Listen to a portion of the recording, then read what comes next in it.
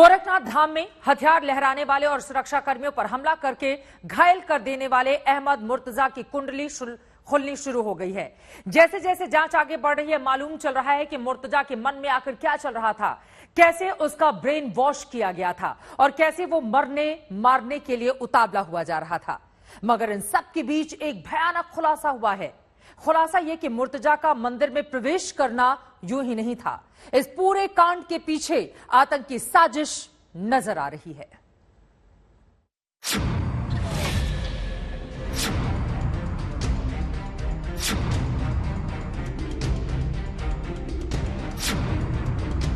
पूरे प्रकरण को एक आतंकी साजिश मानते हुए एटीएस से विवेचना कराई जा रही है।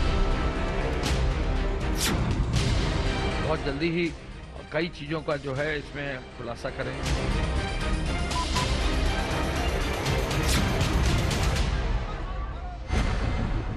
योगी आदित्यनाथ के गढ़ में आतंक की आहट हुई तो हर कोई हैरान रह गया।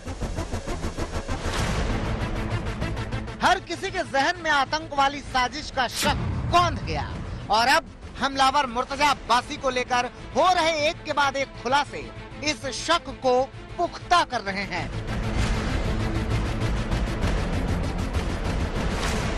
एक एक खुलासे बहुत बड़ी साजिश की ओर इशारा कर रहे हैं। जांच बढ़ने के साथ ही मुर्तजा का आतंकी लिंक बेपर्दा होने लगा है और उसके तार गुजरात से लेकर सीमा पार नेपाल तक से जुड़ रहे हैं। अहमद मुर्तजा अब्बासी गोरखपुर में पढ़ाई करने के बाद आईआईटी मुंबई से केमिकल इंजीनियरिंग की डिग्री हासिल की और डिग्री हासिल करने के बाद परिवार वालों के अनुसार वो बीमार रहने लगा और उसकी बीमारी इतनी बढ़ गई कि रिटायरमेंट के बाद पिता को अब्बासी को अपने साथ गोरखपुर लाना पड़ा। पता चला है कि मुर्तजा का कनेक्शन गजवातुल हिंद से जुड़े मिन्हाज से था। माना जा रहा है कि मिन्हाज ने ही उसका ब्रेन वॉश किया, क्योंकि खुफिया एजेंसियों की जानकारी के मुताबिक मिन्हाज गोरखपुर भी गया था।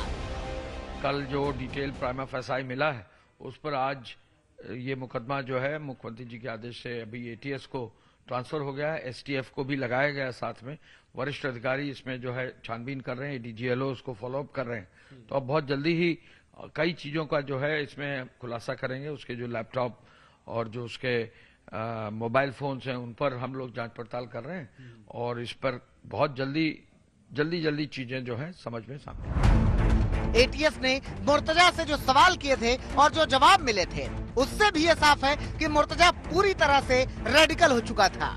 इसकी एक बानगी देखिए। एटीएस ने पूछा कि तुम मंदिर क्यों गए थे? मुर्तजा ने जवाब दिया, मुझे अल्लाह की राह में जान देने का मन कर रहा था। इसके बाद एटीएस ने पूछा, सिपाहियों पर हमला क्यों किया? इसका जवाब मुर्तजा ने दिया, वो मुझे देखकर घूर रहे थे, फिर मुझे गुस्सा आ गया, फिर मन में अल्लाह के लिए जान देने का मन हो गया। साफ है कि मुर्तजा का पूरी तरह से ब्रेन वॉश हो चुका था। केस की जांच से ये भी पता चला है कि मुर्तजा हाल ही में नेपाल गया था। पूछताछ कर मुर्तजा के नेपाल जाने का मकसद पता लगाया जा रहा है। साजिश के तार महाराजगंज से भी जुड़े हैं। यहाँ से मुर्तजा के 2 मददगार पकड़े गए। यहाँ के 2 दोस्तों ने उसे मंदिर के पास छोड़ा था।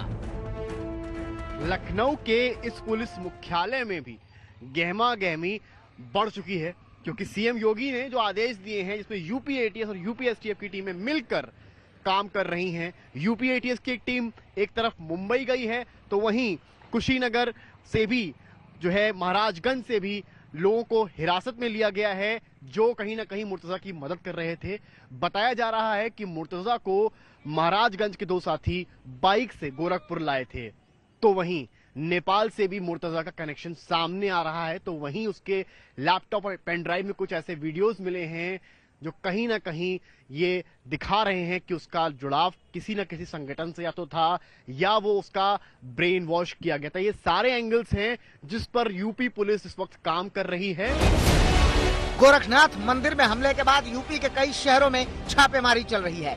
दस्तावेजों की जांच से पता चला है कि इस हमले का कनेक्शन गुजरात के जामनगर से भी है, जिसकी जांच के लिए जल्द ही यूपी एटीएस की टीम गुजरात जा सकती है।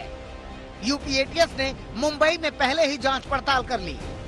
यूपी एटीएस की टीम जब नवी मुंबई पहुंची तो उन्होंने उसके पुराने और नए घर में थोड़ी पूछताछ की माना जा रहा है कि उसके पिता का भी जो बयान है वो दर्ज किया गया। फिलहाल ये भी बताया जा रहा है कि अहमद अब्बासी ने तकरीबन 2 नौकरियां की थी, तब वो मुंबई नवी मुंबई इलाके में ही था। उसके बाद से यूपीएटीएस ये जानना चाह रही है कि किस तरह का प्रभाव उस पर पड़ा है। ये भी माना जा रहा है कि अगर आगे जरूरत पड़ती है तो उसकी कैरेक्टर प्रोफाइलिंग को और ज्यादा करने के लिए यूपीएटीएस फिर से मुंबई आ सकती है। मुर्तजा को लेकर जांच तेजी से बढ़ रही है और उम्मीद जताई जा रही है कि जल्द ही पूरा सच सामने होगा। सबसे पहली बात तो यह है कि जो सुरक्षा में लगे हुए हमारे सुरक्षा बल के जवान थे, उन लोगों ने किस प्रकार से इसे अपराधी को पकड़ लेने का काम किया और पकड़ने के बाद जो खुलासा हो रहा है धीरे धीरे करके, वह खुलासा हो रहा है, आप सबके सामने आ रहा है। लेकिन मुझे लगता है कि प्रतीक्षा करनी चाहिए और जो अपनी जांच एजेंसी है उस पर भरोसा रखना चाहिए। जांच के बीच सबसे बड़ी चुनौती अब उन असल गुनहगारों तक पहुंचना है जो भारत को दहलाने की साजिश रच रहे थे। गोरखपुर से संतोष शर्मा, लखनऊ से समर्थ श्रीवास्तव, दिल्ली से अरविंद ओझा के साथ मुस्तफा शेख, मुंबई आज।